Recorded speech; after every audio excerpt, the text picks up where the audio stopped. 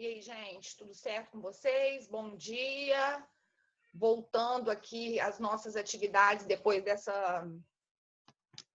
desse momento de descanso, né? Que vocês tiveram aí esses dias, espero que tranquilos, espero que de paz,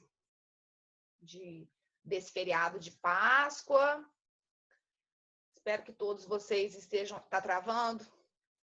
Tá acontecendo isso direto, gente.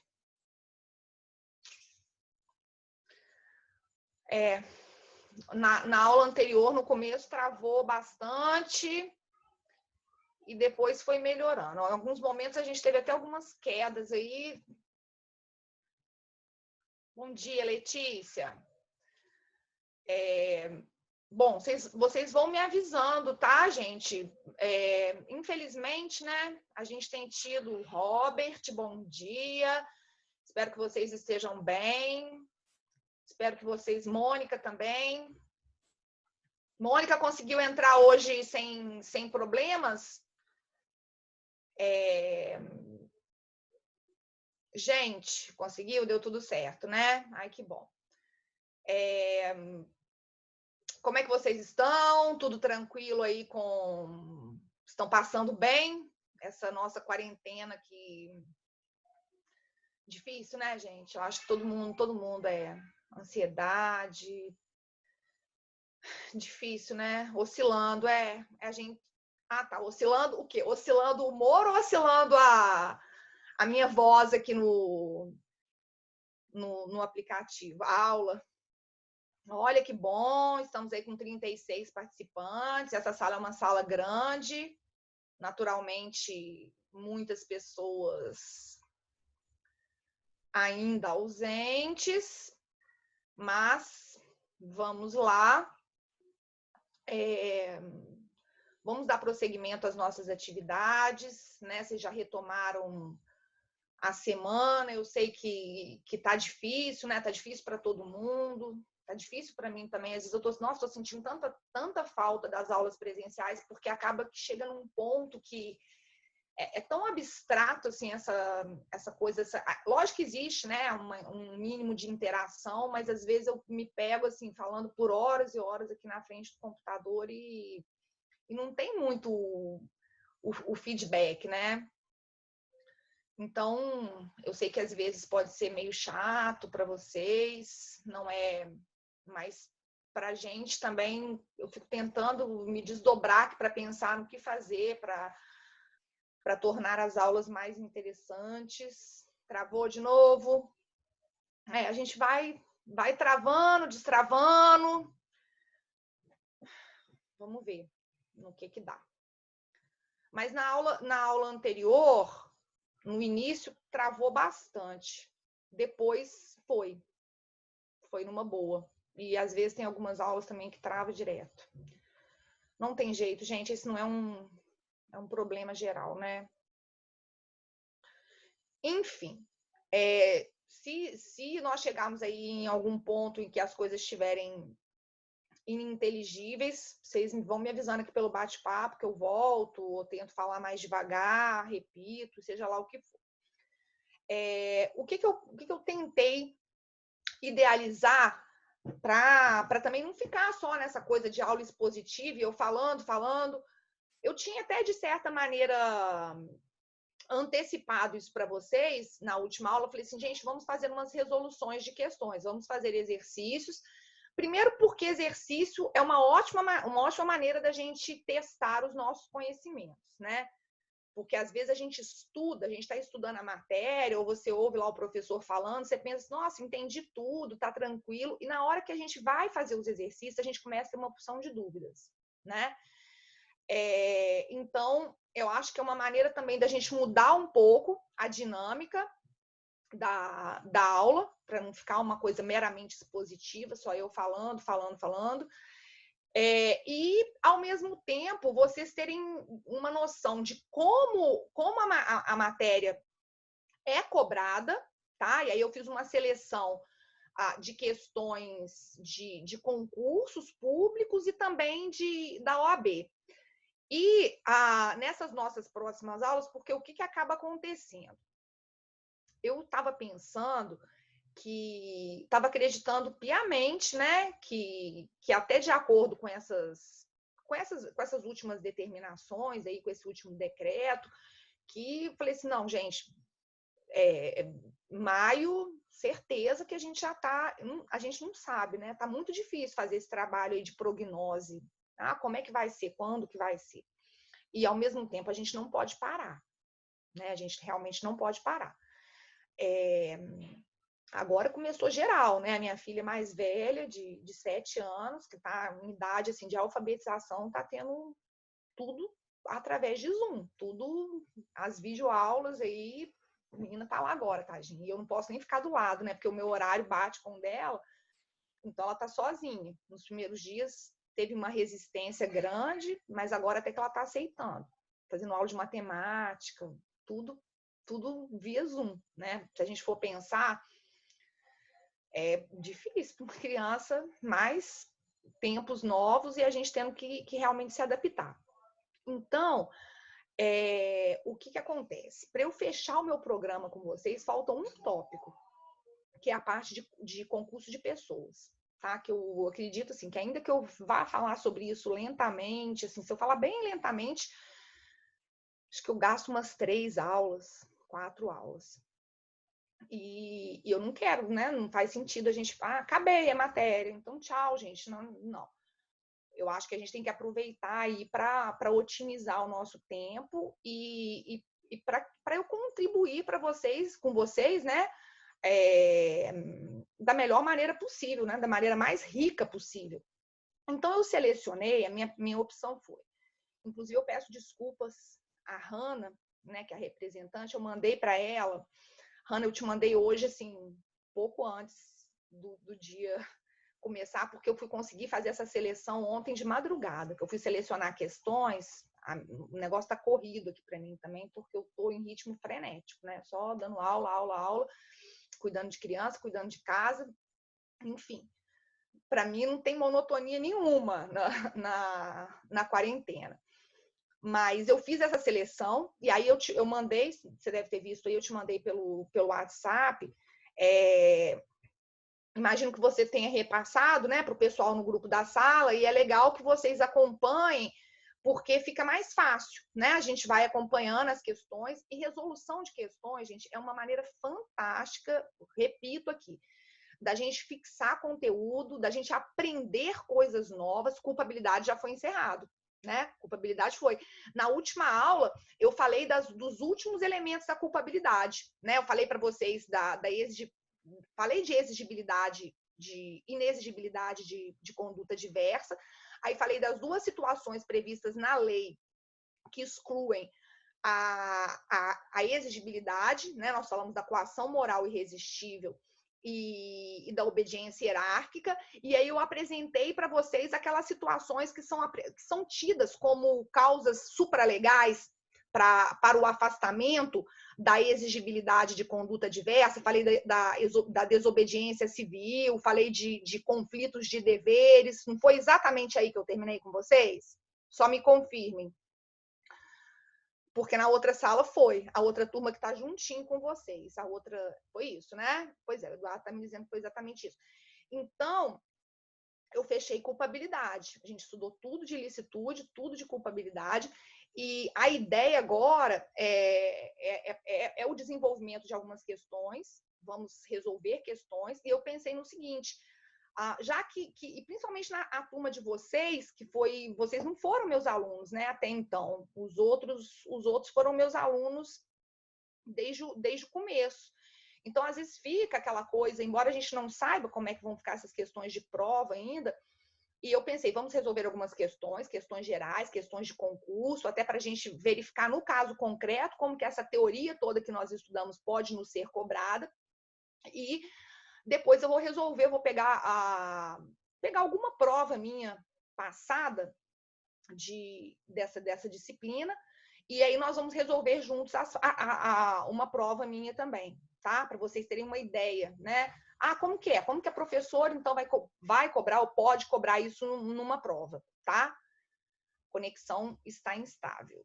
Provavelmente, se começar a falhar muito, vocês me dizem, tá? Me falem eu repetir e fazer o que for necessário. Bom, então vamos lá. Não sei se todo mundo já está de posse, mas eu enviei. E vamos acompanhando, gente, vamos acompanhando e resolver questões. Tanto é que quando a gente dá aula para cursinho, então cursinho preparatório, para OAB, para concurso, a gente sempre usa questões de provas anteriores. Vocês também gostam de fazer isso, né? Mas vocês gostam, às vezes, para tentar adivinhar. Deixa eu ver se a professora não vai repetir questão, alguma coisa desse tipo. Mas é completamente diferente você estudar e depois você resolver as questões. Então, esse método de nós nos valermos de resolução de questões é um método muito bom para fixar, para desenvolver o próprio raciocínio, né, nessas múltiplas escolhas, para deixá-los alertas, para que vocês não caiam nas tradicionais pegadinhas, e também para que a gente até agregue conhecimento, porque às vezes a questão de múltipla escolha vai vir tratando de um outro ponto que exatamente não foi ali tratado em sala, ou você não leu, ou passou batido, e ali na questão você vai ver que aquilo está te sendo cobrado e é uma maneira também de você obter novos conhecimentos. Então, com base nesse, eu fiz uma seleção de 20 questões de provas assim, dos mais diversos níveis. A gente tem questões mais fáceis, questões mais difíceis, questão de prova de juiz, de promotor, de delegado, questão de prova de OAB. E nós vamos colocar aí em prática, ou vamos colocar à prova o nosso conhecimento adquirido em relação a esses dois tópicos, ilicitude e culpabilidade. Acho que daria até para resolver mais questões, mas acaba que, como eu gosto de comentando, eu não vou chegar à questão tal, letra... Não, eu gosto de comentando uma a uma, comentando tópico a tópico, assertiva por assertiva, para a gente resolver essa seleção de 20 questões aí no mínimo 2 aulas, hoje e mais a aula de amanhã e talvez um restinho na próxima aula, tá? Mas vou compartilhar com vocês essa tela, não sei se vocês estão com a...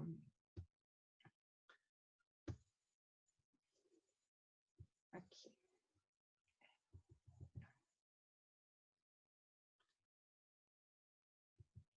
Quem já não tiver podendo acompanhar diretamente, eu passei isso para a Hanna, né, que é a representante, passei para ela até o arquivozinho pelo WhatsApp. E aí vocês salvem, né, imprimam, sei lá, façam.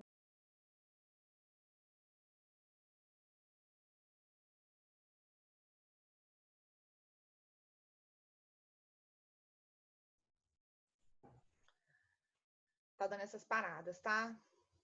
Força aí, força para todos nós. Se travar, se começar a travar, eu voltarei, não vou abandonar, não. Aí tem que esperar, retomar, enfim. Bom, mas estão me ouvindo? Deixa eu voltar, tá travando muito. Deixa eu tentar compartilhar de novo a tela, porque não deu certo.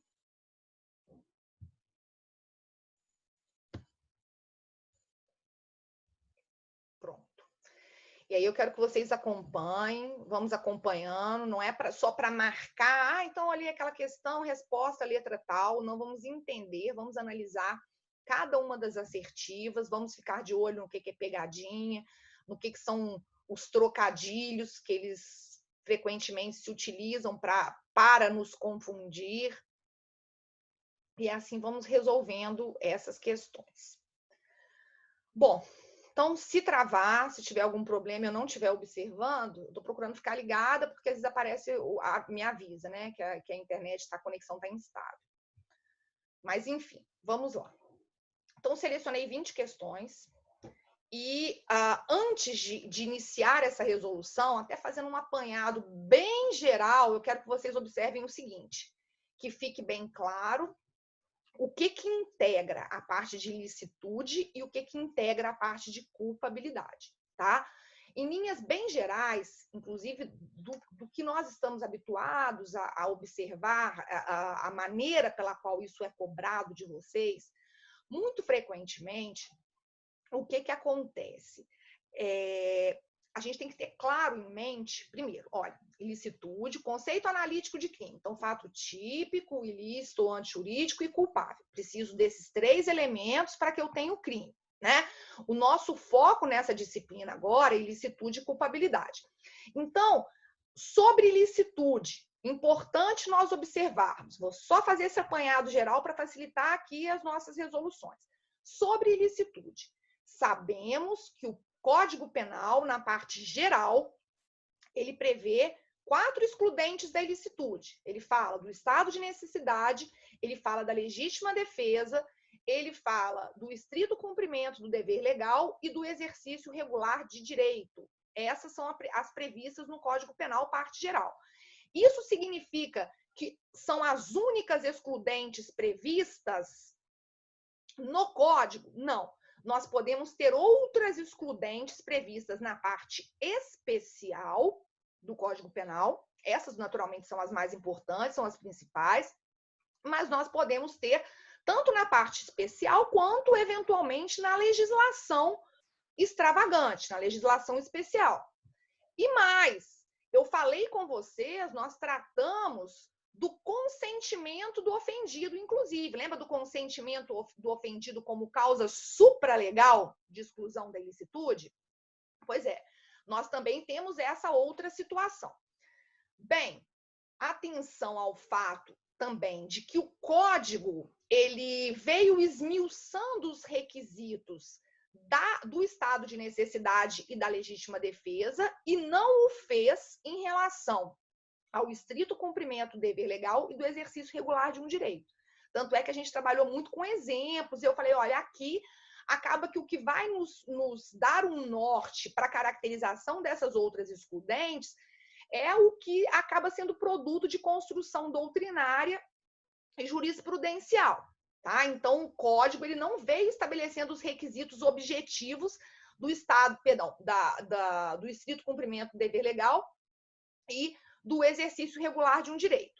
Quando a gente passa para o campo da culpabilidade, vamos nos lembrar também para a gente não se equivocar, nós vimos aquelas teorias, aquela parte toda, mas nós vimos que o que vai preponderar é o seguinte: em matéria de culpabilidade, quais são os elementos da culpabilidade? Olha, os elementos da culpabilidade são a imputabilidade, a potencial consciência da ilicitude do fato e a exigibilidade de conduta diversa. Lembrando que aquilo foi até o final da nossa aula, foi o objeto da nossa aula passada, dentro da exigibilidade de conduta diversa, nós temos 2 situações previstas na lei, quais sejam a chamada obediência hierárquica e a coação moral irresistível, que vão servir para afastar essa exigibilidade de conduta diversa e, naturalmente, se afasta esse requisito, afasta-se a culpabilidade. Estou fazendo esse breve resuminho porque eles vão começar a misturar isso tudo. Tá? Vão falar que coação moral é excludente da ilicitude, então isso tem que estar muito claro para vocês, para que, inclusive, a resolução das questões seja tranquila. Então, vamos lá, uma nossa primeira questão aqui, CESP 2016, TJ do DF. Isso aqui, uma questãozinha tranquila, mas que a gente tem que ficar atento, porque com algumas pegadinhas. Vamos lá, de acordo com o CP, então, cuidado quando vocês forem fazer leitura de questão, às vezes o pessoal erra muito em prova, porque vocês vão lendo, vocês querem marcar rápido, vamos ler tudo. De acordo com o Código Penal, constituem hipóteses de exclusão da antijuridicidade. Então, de acordo com o Código Penal. Letra A. Estrito cumprimento do dever legal. O estrito cumprimento do dever legal é excludente da antijuridicidade? É. Estado de necessidade? Também é. Então, opa, peraí, já de cara achamos essa letra A aqui como correta. Só que vamos ler as outras, né? Vamos ler as outras, até para a gente agregar conhecimento e para que nós não falhemos aqui na identificação da alternativa. Mesmo quando vocês vão fazer questão de múltipla escolha, gente, cuidado, porque às vezes você bate o olho e já fala, essa aqui não vou ler as outras. Calma, vamos ver. Aqui, então, que a gente está fazendo resolução, eu preciso examinar tudo. Eu quero examinar todas as assertivas, até para eu entender por que está errado. A letra B fala o seguinte: excludente da antijuridicidade, insignificância da lesão. Opa, totalmente errado. Nós sabemos que insignificância da lesão poderia gerar a aplicação do princípio da insignificância, né? Vão anotando aí, hein, gente? Então, essa insignificância da lesão poderia importar, lógico que eu tenho requisitos, na aplicação do princípio da insignificância, só que princípio da insignificância afasta o quê? O princípio da insignificância afasta a tipicidade, né? Então, se eu tenho a aplicação do princípio da insignificância, lógico que existem requisitos, né? Existem situações específicas nas quais haverá o cabimento do princípio da insignificância, só que o princípio da insignificância, ele atua no campo da tipicidade. Quando eu aplico o princípio da insignificância, o fato será atípico. Então, o princípio da insignificância não tem nada a ver com o excludente da ilicitude. Então, essa primeira parte está errada. E inexigibilidade de conduta diversa. Isso aqui também está na cara. Inexigibilidade de conduta diversa se presta a afastar o quê? Culpabilidade. Letra C. Olha só, olha como que essa letra C também pode ser traiçoeira. Legítima defesa putativa e estrito cumprimento do dever legal. Está errada. Estrito cumprimento do dever legal é excludente da ilicitude? É. Legítima defesa é excludente da ilicitude? É. Só que vejam, a questão letra C, a alternativa letra C, ela fala legítima defesa putativa. E nós vimos que quando eu tenho a situação da legítima defesa ou das outras excludentes na forma putativa, espera aí, só um minuto.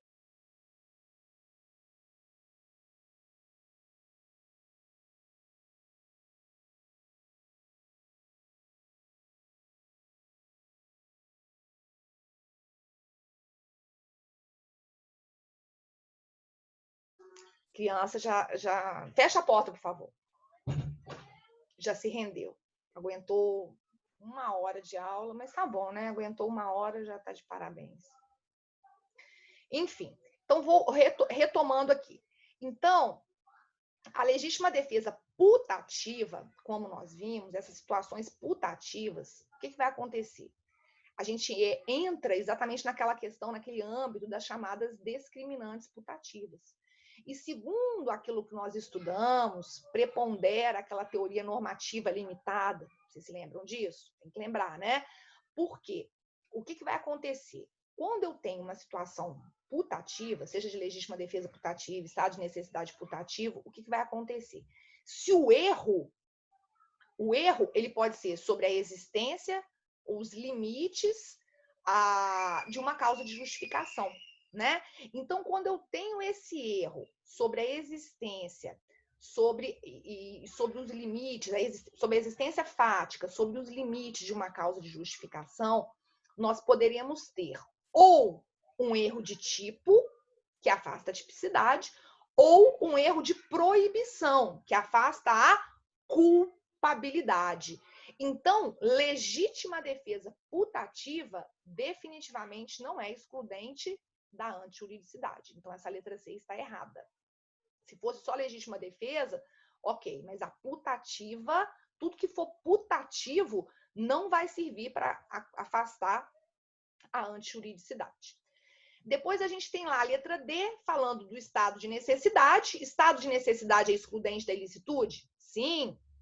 E a coação moral irresistível. Opa! Peraí, Isadora está pedindo para eu repetir.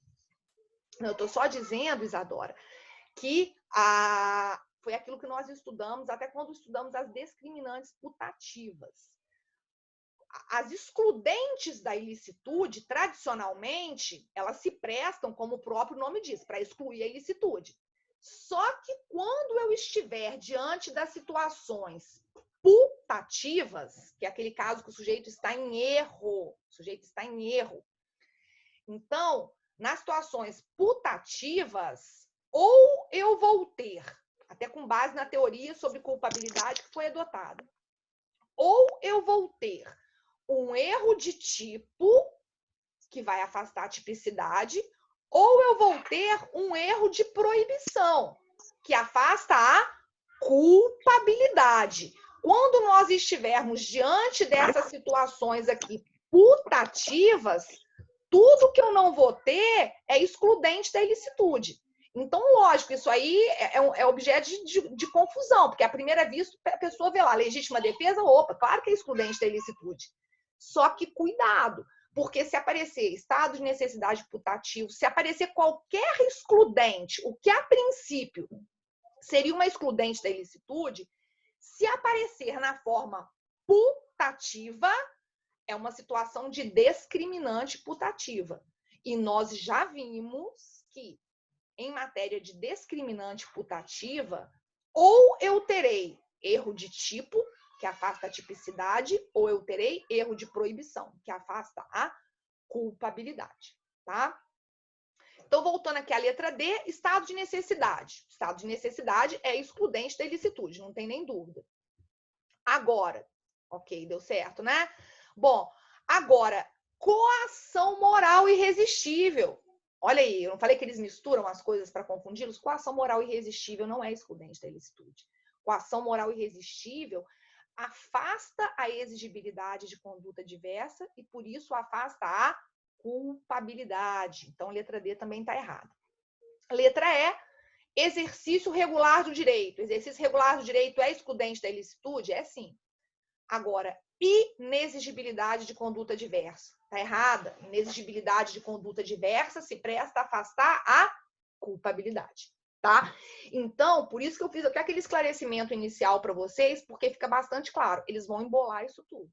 E vocês têm que ter isso muito claro na mente. O que vai afastar a culpabilidade, o que vai afastar a ilicitude. Tá? Olha que essa não foi nem das mais complicadas. Às vezes a gente tem algumas questões também bem fáceis, bem diretas, mas a ideia é que vai ser cobrada de vocês, né? Não só por mim, mas vocês estão vendo que isso aí é prova, né? Prova de concurso, prova da OAB. E eu estava até fazendo uma seleção gozada, que eu vi umas questões de excludente da ilicitude de prova da OAB que estavam mais difíceis que algumas questões de concurso público mesmo. Esse é um tema muito cobrado de penal, muito importante. Tá? Então, tenham claro. Se for o caso, façam lá um resuminho. O pessoal gosta de fazer aqueles mapas mentais, separa. Olha, isso aqui é excludente da ilicitude, essas são as previstas no Código Penal, isso aqui é causa supralegal, essas são as da culpabilidade, porque vocês vão ser muito cobrados nesse sentido, de saberem realmente colocar no lugar a que pertence. Tá? Ó, vejam que aí, ó, essa parte de princípio da insignificância, por exemplo, é uma matéria do semestre passado. Princípio da insignificância a gente estuda dentro de fato típico, afasta a tipicidade. E aí é um emaranhado, né, de pontos que foram estudados, que vocês estão estudando, e o direito penal, por isso que direito penal parte geral, se a gente tem uma boa formação de penal parte geral, quando a gente vai estudar a parte especial, quando a gente vai estudar a legislação especial, a gente consegue resolver tudo.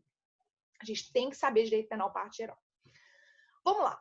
Segunda questão aqui, IBFC, questão de concurso de Polícia Civil, delegado de Polícia Civil do Rio de Janeiro de 2013. Olha lá. Os chamados tipos penais permissivos autorizam a prática de determinadas condutas que, a princípio, seriam classificadas como antijurídicas. As excludentes de ilicitude penalmente positivadas, e aí atenção, penalmente positivadas são aquelas que realmente estão previstas no texto da lei, tá? Então, as excludentes de ilicitude penalmente positivadas são exemplos claros dessa espécie de permissão legal. Levando em conta o que ora se expõe, podemos afirmar corretamente, sempre prestar atenção na questão. A questão está me pedindo correto, está me pedindo errado, a questão está falando exceto. Atenção, vamos lá. E aqui, vejam, olha a importância de exemplo, né? Em diversas ocasiões nós tratamos muito de exemplos, até quando eu fui falar de exercício regular de direito, estrito cumprimento, essa questão de exemplo é muito importante, porque muitas vezes em prova eles vão cobrar de vocês dessa maneira. Olha lá, letra A. A violência sexual praticada por um dos cônjuges contra o outro constitui exercício regular de direito, já que o débito conjugal inclui-se entre os deveres do casamento. Olha, isso aqui eu nem mencionei expressamente, embora a gente já tenha até dito isso, né, de outras maneiras. Há um tempo atrás, há não muito tempo atrás, principalmente antes, né, do novo Código Civil, que já nem é tão novo, fez 2002, né?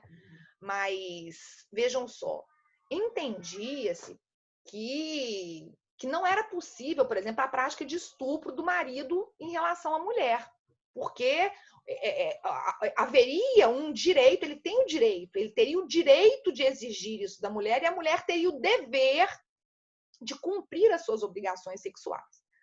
Hoje, isso aqui é completamente descabido, né? Completamente descabido. Imagina o marido que pratica violência sexual contra a sua mulher, ou um contra o outro, pouco importa. Estaria no exercício regular de um direito. Lembra quando eu falei de exercício regular de direito? Pessoal, tem que ser um direito reconhecido pela ordem jurídica. Será que existe um direito reconhecido pela ordem jurídica? O direito de se exigir do seu parceiro, do seu cônjuge, a sua satisfação sexual, ainda que contra a vontade dele? Isso fica claro que não, né? Então, naturalmente, essa pessoa, esse cônjuge que pratica violência sexual, ele não está agindo abrigado pelo exercício regular de um direito e essa afirmativa está errada. Letra B. Letra B também nos parece bastante explícita, vem falando de trote. Olha lá, o trote acadêmico praticado com violência não constitui ilícito penal, pois configura exercício regular de direito. Direito reconhecido pela ordem jurídica, direito de praticar trote com violência é um direito reconhecido pela ordem jurídica? Naturalmente que não. Logo, a gente afasta essa hipótese aqui, também não é uma hipótese de exercício regular de direito. Vejam aí a letra C. Olha, a letra C a gente começa a ler e ela vai parecendo estar correta. As lesões corporais geradas em decorrência da prática de esportes não constituem crime. E a gente tinha falado disso, né? Eu dei para vocês exemplos, olha, eu falei de exemplos, olha, lutador de MMA, vamos pensar o pugilista, que é o lutador de boxe, vamos imaginar, vamos pensar nas lesões decorrentes de outras práticas desportivas que acabam sendo práticas de muito contato, como, por exemplo, futebol. Olha, via de regra, nós vamos alegar aí o exercício regular de um direito. Só que olhem a segunda parte da afirmativa.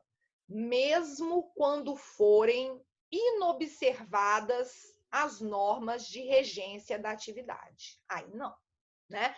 Por quê? Para que se configure o exercício regular do direito, eu preciso que aquela pessoa ou aquelas pessoas envolvidas na prática desportiva, elas estejam seguindo à risca as normas atinentes àquela prática.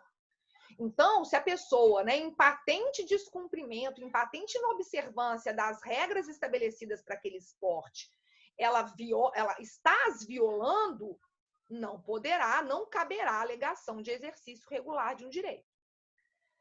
Letra D, castigo físico ou moral infringido a aluno pelo professor, desde que moderado e com a finalidade de educação, constitui estrito cumprimento do dever legal.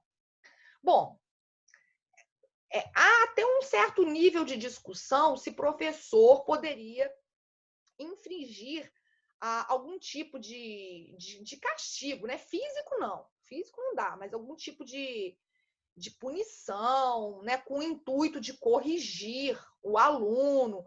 Só que isso definitivamente não seria estrito cumprimento do dever legal. Não existe um dever legal. Não existe um dever legal que impõe ao professor essa possibilidade essa imposição de corrigir o aluno.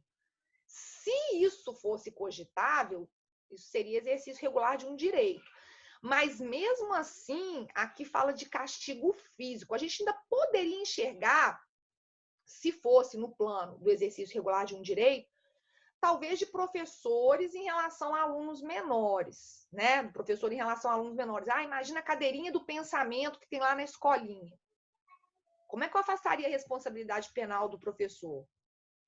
Numa hipótese, o professor deixou a criança ali isolada um tempo, fechadinha em um lugar, porque ela está na cadeirinha do pensamento. Isso é até bem discutível, né? São algumas práticas pedagógicas bastante discutíveis. Pode, não pode, mas aqui castigo físico definitivamente não é possível.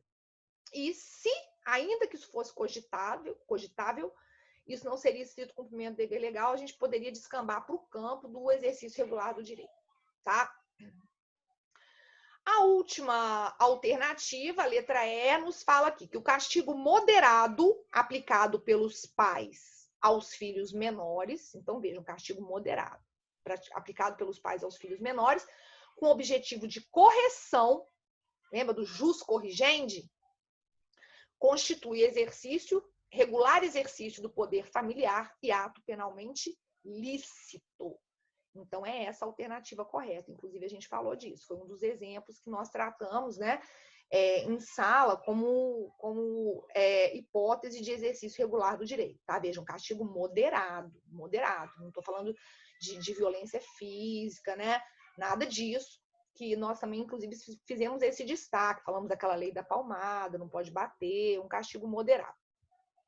Vejam aqui que na sequência, a gente já tem uma questão mais elaborada, da VUNESP, Tribunal de Justiça do Rio, questão de 2014, de caso concreto. Vamos analisar esse casinho, uma historinha aqui, e nós vamos ter que avaliar se há caracterização ou não da legítima defesa por parte de um desses sujeitos aqui. Então, imagine que João e Pedro, ambos são enfermeiros, e eles são desafetos de longa data.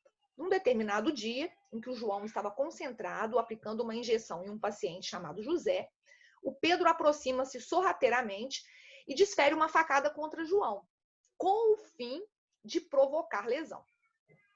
Posteriormente, descobre-se que João, no momento em que recebeu o golpe desferido por Pedro, estava inoculando em José um poderoso veneno, intencionalmente, a fim de matá-lo, posto que fora contratado por familiares de José para tirar-lhe a vida. A ação criminosa de João foi interrompida pelo golpe de Pedro. Em suma, sem saber que José estava sofrendo um atentado contra a vida, o Pedro acabou salvando-o e, ao mesmo tempo, executou seu plano de ofender a integridade física de João, que sofreu uma lesão corporal leve. Diante dessa hipótese, é correto afirmar que, vejam só, o que fica muito claro só da leitura do enunciado sobre o que eles estão querendo nos cobrar. A história é, o João e o Pedro são os dois enfermeiros que se odeiam, eles são desafetos. E o que acontece? O Pedro, ele quer golpear o João, ele quer lesionar a integridade física do João. E o que acaba acontecendo? Naquele momento em que o Pedro lesiona o João, ele não sabia disso, o João estava, naquele exato momento, aplicando uma injeção num terceiro, que é o José, e essa injeção que estava sendo aplicada pelo João era uma injeção letal, porque o João, a pedido da família, ele iria matar esse sujeito. Por sorte, quando o Pedro o golpeia com essa facada, o João acaba ficando lesionado e, com isso, sem querer, o Pedro salva a vida do José. A ideia que a gente pode ter é a seguinte: nossa, será que o Pedro agiu em legítima defesa de terceiro? Será que o Pedro, porque não foi essa ação do Pedro, esse golpe de faca, essa facada do Pedro que acabou salvando a vida do José? Só que a gente tem que se lembrar de uma questão muito importante. Às vezes, quando a gente está lá estudando os requisitos, né? Requisito de cada uma das excludentes da ilicitude, seja do estado de necessidade, legítima defesa. Vocês se lembram que eu sempre falava com vocês, gente, para caracterizar a excludente, é preciso que exista o elemento subjetivo. O que é o elemento subjetivo? É o sujeito, aquele sujeito que age, ele tem que saber que ele está agindo abrigado por uma excludente da ilicitude. Então, para que esse Pedro aqui, eventualmente, pudesse responder, pudesse ter a sua conduta afastada pela prática da legítima defesa de terceiro, ele precisaria saber que estava agindo em defesa de terceiro. E ele sabe disso? Não, ele não sabe. Aconteceu tudo por acaso. Logo, vamos ler as alternativas, mas eu já digo para vocês, não tem legítima defesa de terceiro. Não tem, tá? Não tem porque ele não sabia. A questão deixa isso muito claro. Ele não sabia que estava agindo para salvar a vida desse terceiro. Então, não caberá alegação de legítima defesa de terceiro. E ele vai responder pelo ato praticado. Foi a lesão corporal que ele causou no sujeito lá, no João, tá? Então, primeira alternativa, letra A. À luz estritamente do quanto determina o texto do Código Penal, não se exige prévia ciência da situação de risco de direito para que se considere a ação de Pedro praticada em legítima defesa, com o que ficaria afastada a ilicitude da sua conduta. Olha,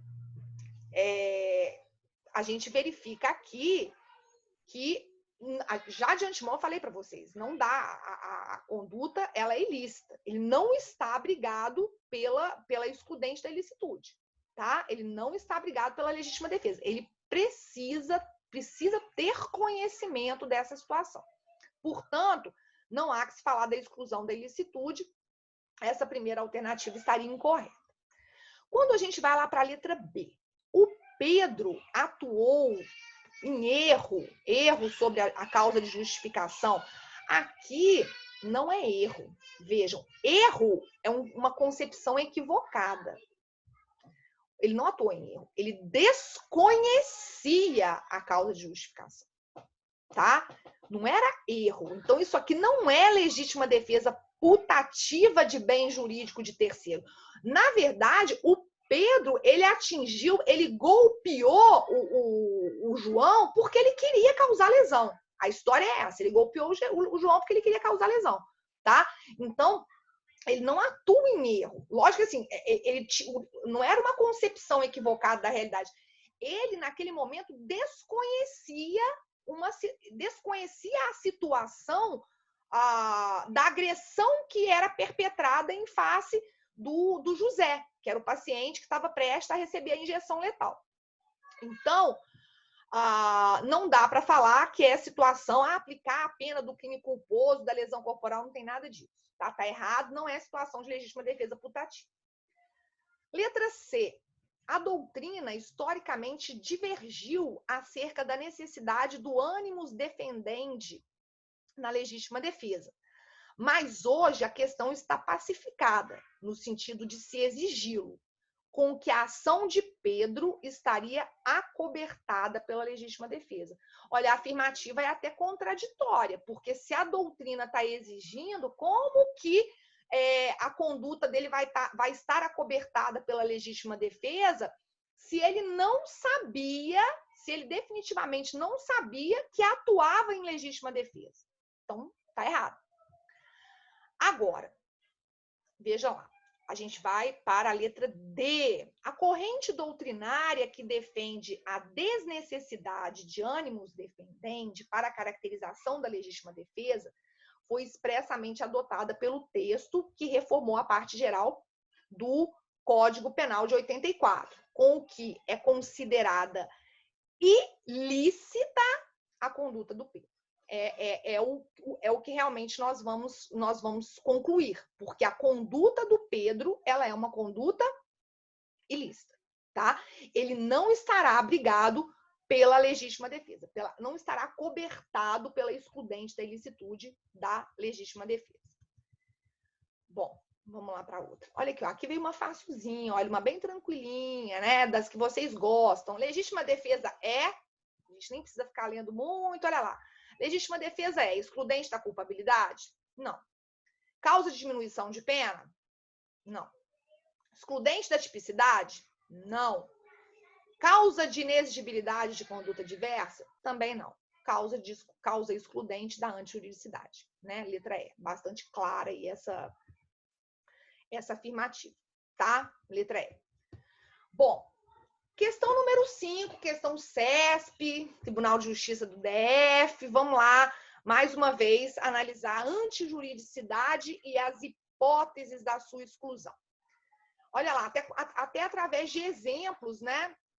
Muitos exemplos que nós vimos em sala de aula. Olha a letra A. Vamos achar a alternativa correta. Age no exercício regular de direito o oficial de justiça que, em cumprimento a uma decisão proferida nos autos do procedimento de medidas protetivas de urgência, adentra no imóvel da ofendida para afastar do lar coercitivamente o ofensor. São o caso de Maria da Penha, né? Lei Maria da Penha, o oficial de justiça entrou naquela residência para fazer valer uma medida protetiva de urgência que foi concedida e ele precisa afastar o agressor do lar. Até aí, ok. O que está errado nessa afirmativa, gente? O oficial de justiça, quando ele age dessa maneira, ele está abrigado por uma excludente da ilicitude? Está sim. Só que qual é a excludente? Não é exercício regular do direito, é estrito cumprimento do dever legal, tá? Então, o que está errado nessa alternativa letra A não é o exercício regular do direito, é o estrito cumprimento do dever legal. E isso torna a afirmativa equivocada, tá? O resto está correto. Na letra B, a causa de exclusão da ilicitude decorrente da prática da conduta em estrito cumprimento do dever legal pode estender-se ao coautor, se for do seu conhecimento, a situação justificadora. Olha só, gente, a história que para a gente compreender é a seguinte: vamos imaginar, estrito cumprimento do dever legal. Vamos pegar esse exemplo acima mesmo. Suponhamos que o oficial de justiça tenha ido até aquela residência para cumprir, que seja, para fazer valer essa medida protetiva de urgência. Só que o oficial de justiça sabe que sozinho ele não vai dar conta de conter e afastar coercitivamente esse ofensor. E aí, o que o oficial de justiça faz? Ele requer auxílio de força policial, tá? Então, esses policiais que estão agindo com o oficial de justiça, a bem de fazer valer o cumprimento dessa ordem, esses policiais, será que eles responderiam pela prática, sei lá, do crime de violação de domicílio, né? Ou às vezes foi necessário o emprego de força física e aí daí adveio algum tipo de lesão corporal? Não. Esses policiais atuando ali em conjunto com o oficial de justiça no cumprimento dessa ordem, dessa determinação, que é fruto da sua própria função, né, da sua atividade legalmente prevista, esses policiais, eles também estariam abrigados, eles também estariam abrangidos por essa justificante. Então, vejam, a alternativa letra B, a causa de exclusão decorrente da prática da conduta em estrito cumprimento do dever legal pode estender-se ao coautor, vejam, no nosso exemplo, os policiais, se for do seu conhecimento a situação justificadora. Quer dizer, eles sabem que eles estão agindo realmente no estrito cumprimento do dever legal. Então, essa alternativa nos parece a alternativa correta. Vamos examinar as demais. Age em legítima defesa. Deixa eu ver se o pessoal está me falando aqui se é porque está travando ou se é porque vocês querem. Só para passar matrícula e RA.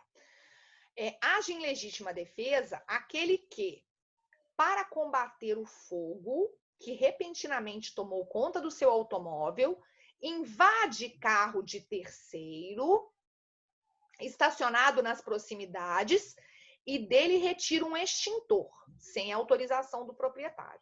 O que está errado nisso daí?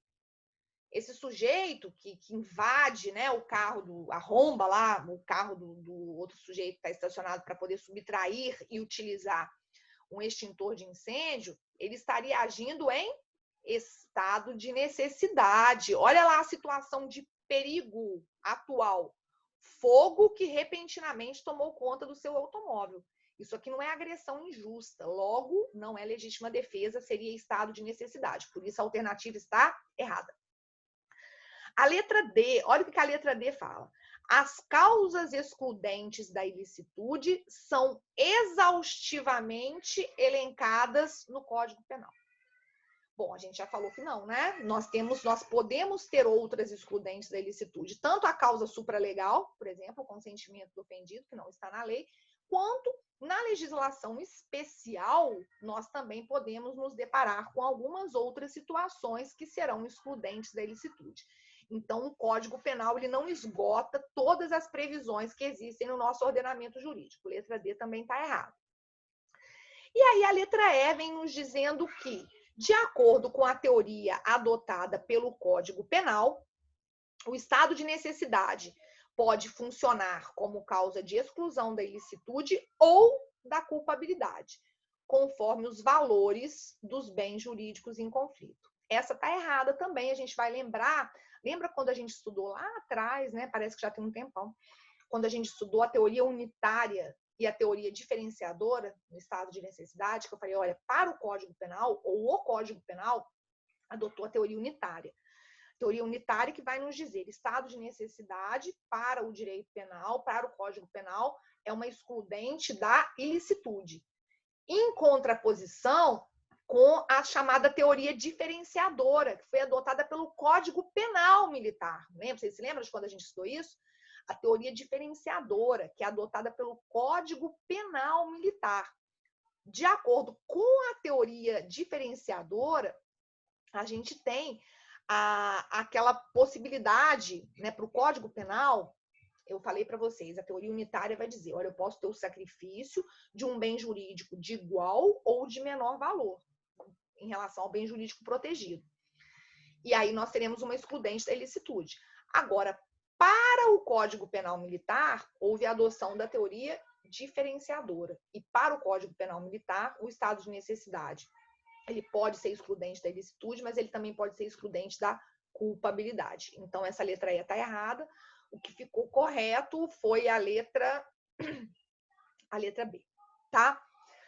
Passemos, então, à sexta questão. Sexta questão, também questão CESP, causa de exclusão da culpabilidade da ilicitude. Vamos lá. Marcar a correta, vamos identificar a correta. Em se tratando de legítima defesa, a agressão é injusta e a repulsa, isso aqui é importante, olha, vamos ler essa afirmativa. Deixa eu passar para as outras, porque eu já vou dizer, essa daqui é a correta, então vamos analisar as incorretas primeiro. Letra B. Tanto a coação física, olha o que a gente estudou na aula passada, vis absoluta, quanto a coação moral, vis compulsiva, se irresistíveis, excluem a culpabilidade do agente, restando punível apenas o agente coator, figura indispensável na definição de qualquer ocorrência reputada coativa. O que está errado aqui? Eu falei para vocês que o que vai afastar a culpabilidade é a coação moral irresistível, que é a chamada vis compulsiva. A vis absoluta, que é a chamada coação física irresistível, ela é uma hipótese de ausência de conduta. E se eu tenho ausência de conduta, eu vou para o campo de quê? Eu vou lá para o campo do fato típico. Eu não tenho conduta, eu não tenho fato típico. Cuidado, porque esse negócio de misturar coação física irresistível com coação moral irresistível é frequente, tá? Isso é frequente. E vocês têm que ter realmente essa definição clara na mente para que não se equivoquem. Então, coação física absoluta, que é a chamada vis absoluta, coação física irresistível, ela vai nos levar a afastar a própria conduta, porque não há voluntariedade na conduta. E se eu afasto a conduta, se eu afasto a voluntariedade, eu estou lá no fato típico, no primeiro elemento do conceito analítico. Afasta-se o próprio fato típico, afasta-se a tipicidade. Agora, a coação moral irresistível, essa sim, essa vai nos levar para o campo da culpabilidade. Tá? Então, essa letra B está errada porque falou da coação física. Letra C, causas legais de exclusão da ilicitude previstas na parte geral do Código Penal são, quais são? Estado de necessidade, tá certo, legítima defesa, tá certo, estrito cumprimento do dever legal, tá certo, exercício regular do direito, tá certo, e consentimento do ofendido tá errado, porque isso não está previsto no Código Penal, né? É uma causa supralegal de exclusão da ilicitude. Letra D. Tanto o estado de necessidade exculpante quanto o estado de necessidade justificante incidem diretamente sobre a ilicitude, excluindo-a. Isso aqui também nós vimos. Eu falei para vocês que justificante significa o quê? Afasta-se a ilicitude. Exculpante, afasta-se a culpabilidade. Então, tá errado. Se é estado de necessidade exculpante, seria uma hipótese de afastar-se a culpabilidade, tá? Letra E, aquilo que nós também estudamos na nossa última aula, emoção e a paixão. Emoção e paixão excluem a imputabilidade penal.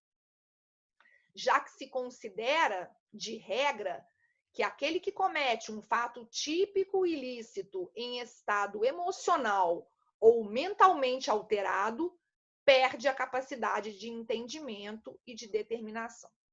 Olha aí, essa alternativa, né, ela é visivelmente incorreta, até porque nós estudamos e vimos, né, que nesse caso, o artigo 28, o 28 lá do Código Penal, ele vem exatamente para nos dizer, não excluem, a regra é o contrário, não excluem a imputabilidade penal, a emoção e a paixão.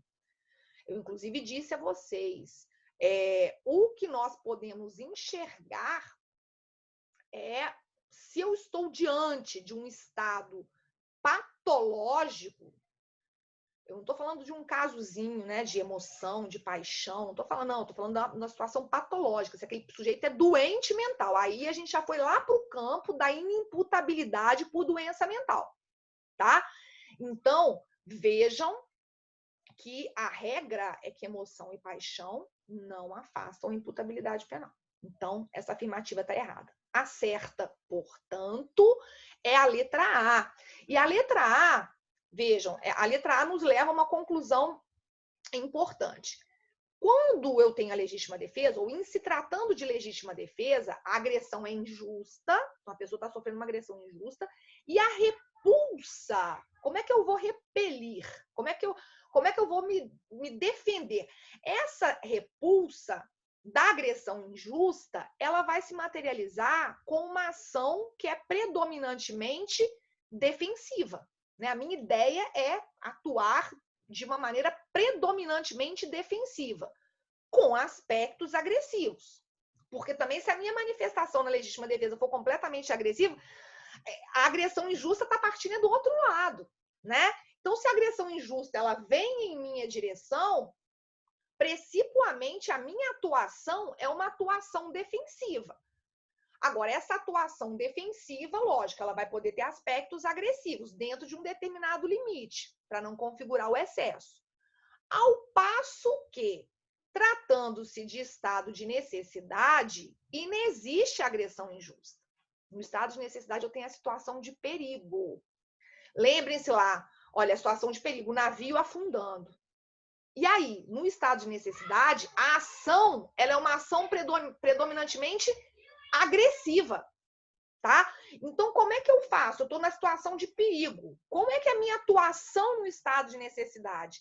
A minha atuação no estado de necessidade, ela é predominantemente agressiva, com aspectos defensivos. Quer dizer, eu vou agredir aquele sujeito, eu vou empurrar o sujeito no mar, eu vou matar aquele sujeito para eu poder pegar o bote salva-vida, ou eu vou matar aquele sujeito para que eu possa comer. Por quê? Porque num segundo plano, eu quero defender ali o meu bem jurídico em questão, tá?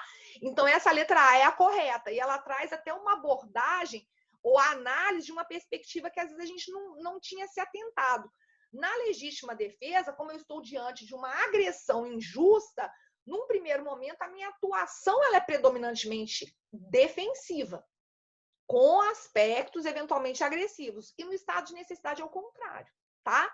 A minha atuação no estado de necessidade ela é agressiva, com aspectos, né, no plano de fundo defensivos. E aí vamos para a 7, na outra turma eu parei exatamente aqui, na 7ª questão. Vejam lá. Assinale a alternativa, questão de Polícia Civil, delegado de Polícia Civil, PC-SP. Assinale a alternativa correta a respeito das excludentes de antijuridicidade previstas no Código Penal.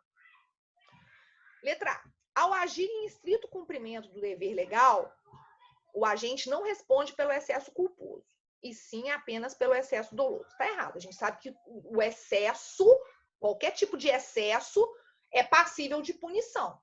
Seja ele culposo, seja ele doloso. Agora, lógico, né? Como nós sabemos que a previsão da punição a título de culpa depende de previsão legal, o excesso culposo será punido se houver previsão nesse sentido. Mas aí está errado. Falar que não pune o culposo está errado. Letra B.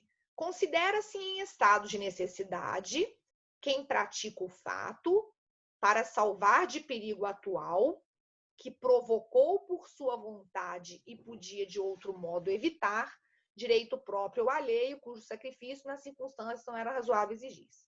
Olha, estaria ok se não tivessem faltando alguns nãos. Por quê? Considera-se em estado de necessidade quem pratica o fato para salvar de perigo atual que não provocou por sua vontade e não podia de outro modo evitar. Tá? Então, essa afirmativa está errada. Faltaram esses nãos, faltaram 2 nãos. Letra C. A alegação do estado de necessidade independe do fato de o agente ter o dever legal de enfrentar o perigo. Tá certo isso? Não tá certo, né?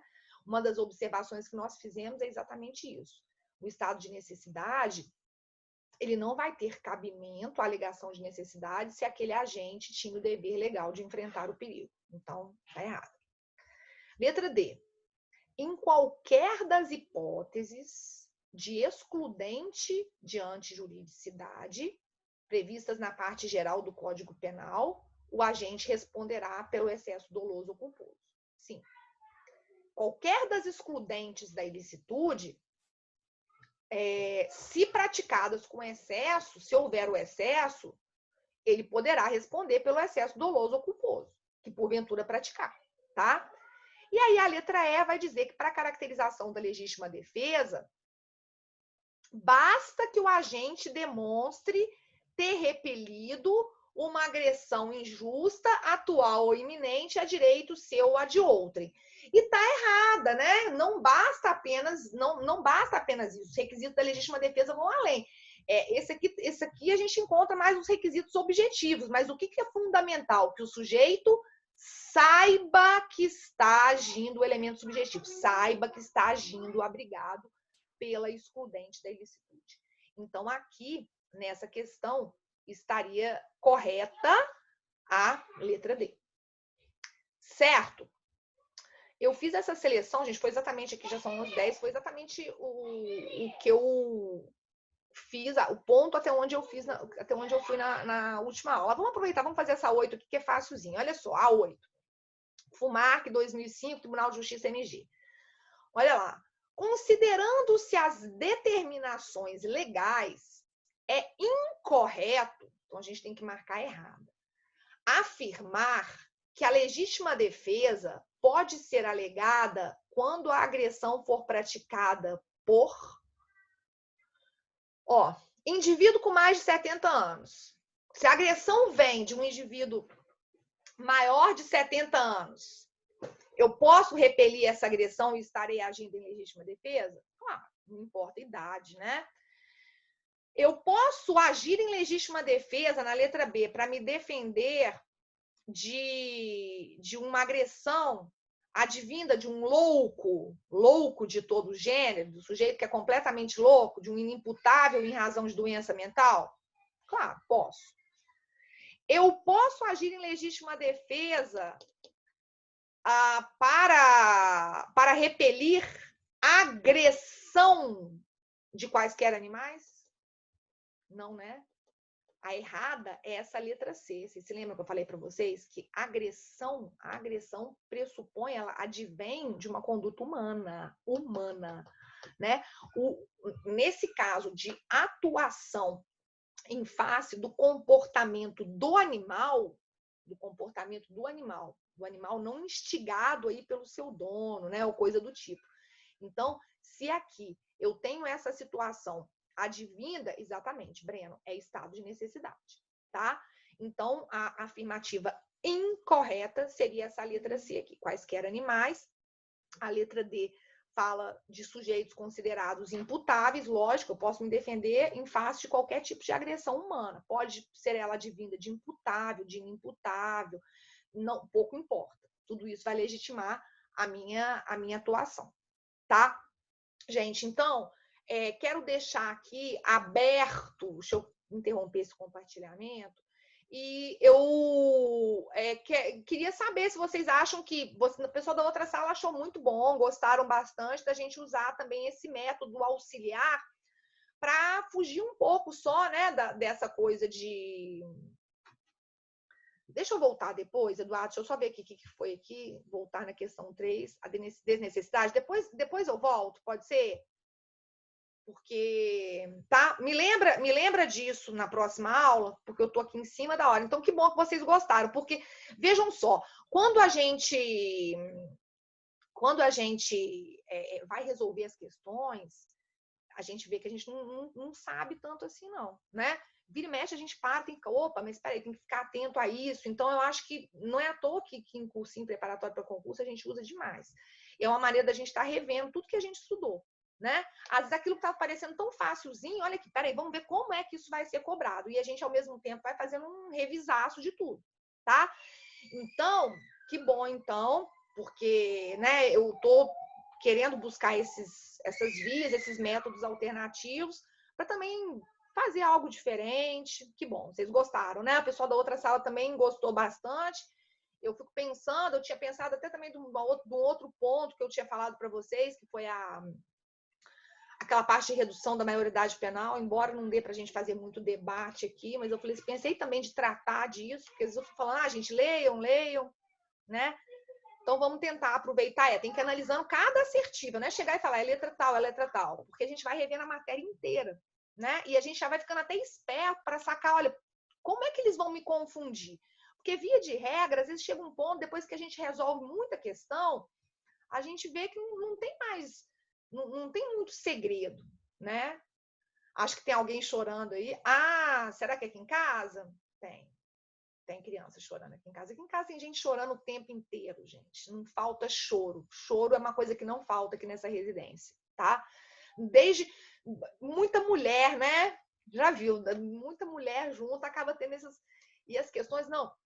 E o negócio tá tão feio. Não sei como é que vocês estão, gente, mas a situação tá tão complicada. Eu tava até contando pros meninos da outra sala que até nos momentos que você tenta...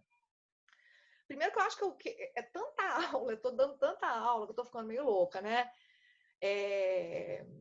Eu fiz até um vídeo, o pessoal compartilhou esse vídeo, depois eu até postei lá no meu Instagram de professora, porque misturando sertanejo com live, porque eu tava dando aquela aula para vocês, porque tem uma turma que está um pouquinho mais atrás, e eu estava falando justamente do caso da embriaguez, da teoria da axio libera em causa, que a gente estudou, que a gente estava estudando na última aula. E aí tá, né? Só live. Acho que o pessoal tá a alegria do momento aí. Também tá ficando doido com o tanto de aula que você tá dando também? Com o tanto de aula que você tá dando, você também é professor? Ou o tanto de aula que você está assistindo? Mas aí agora tudo é live. E aí aconteceu uma coisa engraçada, né? Daquela live do Bruno e Marrone, que depois saiu um meme aí que o Bruno falava que não lembrava de nada. Desculpa, gente, eu não me lembro de nada. E aí na aula de ontem, até para tentar dar uma animada no pessoal, né? Aí eu comecei a imaginar, falei assim, olha, então suponham que Bruno matou Marrone, e aí como que acontece? Bruno não terá responsabilidade. Estou usando, eu estou enxergando em tudo, eu tenho que enxergar assim, uma deixa para eu poder transformar em matéria penal, em matéria de processo penal, para eu deixar as aulas de vocês mais interessantes, né? interessantes para mim, porque para a gente também é difícil, sabe? É muito ruim você ficar aqui falando, olhando para essas figurinhas aí, né? Não sei, a gente não tem o mesmo nível de interação, é impossível, né? Mas totalmente necessário, né, gente? E eu acho que eu estava pensando que eu sou super otimista. E acho que a gente tem que ser. Mas eu estava já felizona, pensando assim, ai, gente, nossa senhora, mas essa semana, mais uma semana, vamos estar voltando, já vai estar tudo certo, vai ser lindo, vai ser super legal. É o futuro para a educação, eu acho que em termos, porque vocês estão, não sei não. O que vocês estão achando? Ninguém está sentindo falta de aula presencial? Vocês acham que as aulas online são bem mais legais? Pois é. Essa história do futuro para a educação, eu acho que sim, né? O manejo desses instrumentos e tal, isso aí é uma coisa que vai ter que existir. Agora, bom, eu estou falando até minha opinião como professora, né? Eu acho que a minha aula fica muito, muito mais legal, tendo interação, ainda que nós estejamos sujeitos aí a as questões as intempéries que acontecem durante a aula, né? Eu tenho que brigar, tá mexendo no celular, tá conversando muito, tá avacalhando a minha aula, mas até isso é dinâmico. Você sair de casa, gente, pelo amor de Deus, nossa senhora, acho que, sabe, eu tô aqui, mas eu não, parece que eu não consigo por mais que eu tente me dedicar, até criando umas coisas diferentes, falei, vamos trabalhar questões para fugir um pouco da aula só expositiva, só falando, mas eu tô aqui, aí tem um choro ali, eu tenho que pensar que tá na hora do almoço, aí eu tenho que terminar, porque senão vão invadir. Sei lá, acho que na aula, isso assim, eu me sinto, eu acho que eu consigo me doar assim, quase 100%, ainda mais que eu acho que eu dou aula porque eu gosto muito do que eu faço, o meu nível de doação, de entrega a vocês é pleno em sala de aula presencial. Então, no dia que a gente voltar, vamos pensar nisso, né? Vamos começar a fazer isso. Ó, no dia que a gente voltar, no dia que as coisas retomarem, eu quero vocês super fofinhos. Ninguém vai mexer em celular. Não é possível que depois desse tempo todo em casa mexendo em celular, ninguém vai mexer em celular. Né? Não vão, vocês vão estar tão felizes, vocês vão chegar todos fofos, vocês vão chegar levando maçãs. Eu vou chegar, a minha mesa vai estar cheia de maçã, aquela coisa bem fofinha do aluno que leva maçã, umas maçãs bem bonitas, tá, gente? Das grandes, aquelas grandes bem vermelhinhas, que até brilham. Bilhetinho. Esses tempos, antigamente, sabe que eu tenho uma caixinha cheia de bilhetinho que eu ganhei dos meus alunos ao longo da vida. E nos últimos tempos, o pessoal não faz mais bilhetinho, né? Pode ser maçã, vocês só não envenenem, né, gente? Por favor. Senão vocês não vão conseguir terminar o semestre, vocês não envenenem. Pode ser qualquer coisa, com mimo, coisa bem fofinha, cartinha. Sabe que essas coisas é muito. Pois é, passa. Mas sabe que essa coisa de bilhetinho, eu tenho uma caixinha cheia de coisas que eu ganhei ao longo da vida dos meus alunos, de bilhetinho mesmo, de papel. Às vezes tem coisinha de folha de caderno, um desenhozinho fofinho, uma coisa bonitinha. Eu acho que aí esse tempo que a gente está usando para repensar em tudo, para repensar no que a gente tem que usar para isso, no que realmente importa na vida, né? Que a gente tem que falar as coisas que a gente sente, né? Então tem que fazer cartinha, gente. Isso é muito bonitinho. Isso é legal. Vocês acham que o professor não fica feliz? Vocês acham que pode ser um cartaz? Pode. Lógico que a gente fica manifestações de amor, né? Manifestações ali de gratidão, de que você gostou da aula, você gostou do professor. Isso é fofinho.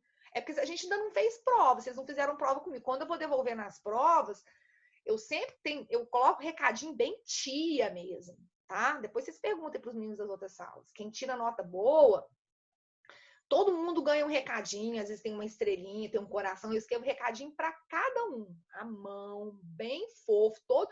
E aí o pessoal fica super feliz. No semestre passado, quem tivesse tirado 10 ganhava uma foto, direito a uma selfie, com ampla publicação, com a prova na mão, com o bilhetinho, e eu do lado apontando e fazendo assim, ou fazendo coraçãozinho, nossa. Aí é que o pessoal ficava empolgado, uma maneira. Pessoal que tirou 10, pessoal que tirou 9,5, todo mundo ali, ora. E aí, né, é legal, eu fico muito feliz, eu quero que os meus alunos se deem super bem. né? Isso mostra de alguma maneira que as coisas funcionaram, que eu mandei bem, né? Então, estudar para ganhar foto, para ganhar declaração, eu escrevo lá bonitinho. Parabéns, continue assim. Você é uma menina muito especial, coração, estrelinha. Tia, eu sou bem tia mesmo. É um instinto maternal, né, gente? Eu sou mãe de menina. Então, e eu acho que às vezes parece que ser ridículo, né? Pode parecer. Glitter. Sabe que teve uma vez que é porque estavam até tempos melhores. Estava numa sala que o pessoal estava enrolado, eu falei que ia dar um prêmio para quem tirasse as notas boas e tal. E tinha até um aluno meu que precisava, acho que de 9,5 para poder no pode chamar de tia, direto, isso até hoje. Tia, prof, eu ouço essas palavras, são palavras que me seguem, né? E às vezes os meus alunos, depois de um tempão, falam assim, não consigo chamar, prof. Aí, esse menino precisava de 9,5 para passar sem exame. E ele falou assim, professora, você acha que eu consigo? Eu falei, se você estudar muito, se você se dedicar, você vai conseguir. E ele tirou 10. E aí, sabe o que eu dei de presente para ele? Uma geleca. Aquela geleca, aquela moeba, sabe o que? Nossa, mas eu ainda falei assim, gente, o pessoal vai falar assim, nossa, professora bem bobona, né?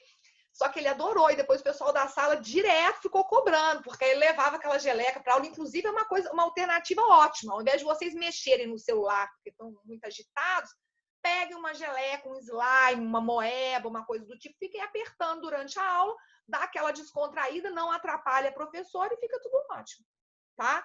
Então, quando a gente voltar, então torçam para a gente voltar, sejam fofinhos, comportados, dedicados, que aí vocês vão ganhar geleca, vão ganhar bilhetinho, foto. Depois vocês mostram a prova para o pai, para a mãe de vocês. Pensem bem, você chegar lá na aula, chegar em casa depois do almoço, olha o que eu ganhei da minha professora. Poxa, isso é muito legal. Eu gostava dessas coisas. Não tinha professor na faculdade que fazia isso, né? Mas é legal, não é? A gente ser reconhecido, a gente elogiar, a gente tem que elogiar. A gente é tão comum a gente falar mal, por que a gente não vai elogiar, né? Ó, galera, então amanhã estaremos juntos, firmes e fortes, tá? Espero vocês. Meus pais são acostumados a receber essas notas minhas, notas boas. Mas pensa bem que moral que é você chegar lá e depois o pessoal gosta, posta no Insta, tá? Isso aí vai ser legal. Tá? Então eu vou tentando daqui, né? Dentro do possível. Obrigada, Amanda. A gente tenta. Eu tento, né? Eu tento criar aí uns subterfúgios. A gente fala de direito, a gente fala de outras coisas para não ficar chato. E esse momento, essa troca que a gente tem, seja, às vezes até falando essas coisas, né? Banais e tal, isso faz falta. É isso que vai dando combustível para a gente aguentar esses momentos difíceis, tá? Gente, então, beijinhos. Até amanhã. O Eduardo, me lembra, então, no começo da aula, dessa questão aí que você ficou na dúvida, eu até revejo, tá? Me lembra no começo da próxima aula, beleza? Gente, fui. Hasta la vista.